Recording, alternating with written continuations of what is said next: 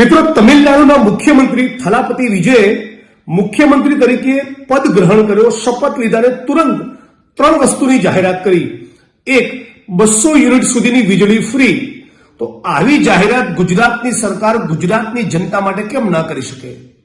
સવાલ નંબર 2, મુખ્યમંત્રી તમિલનાડુ થલાપતિ વિજયે બીજી પણ જાહેરાત કરી કે સ્પેશિયલ ટાસ્ક ફોર્સની રચના કરવામાં આવશે ડ્રગ્સના દૂષણને ખતમ કરવા.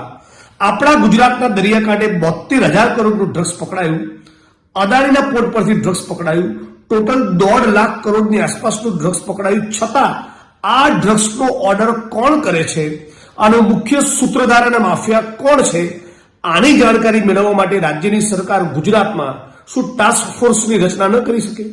અને મહિલાઓની સુરક્ષા માટે પણ તમિલનાડુના મુખ્યમંત્રી થલાપતિ વિજયે મહિલા ટાસ્ક ફોર્સની પણ રચના કરી. ગુજરાતમાં આવી રચના કેમ નથી થતી? ગુજરાતીઓ જાગો, ગુજરાત ડિઝર્વ્સ બેટર.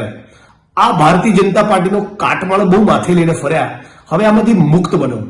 આપણે ગુજરાતી તરીકે આપણે વધારે બેટર વસ્તુની લાયકાત ધરાવીએ છીએ, પાત્રતા ધરાવીએ છીએ. ગુજરાતમાં જબરદસ્ત પોટેન્શિયલ છે, એટલે ગુજરાત ડિઝર્વ્સ બેટર.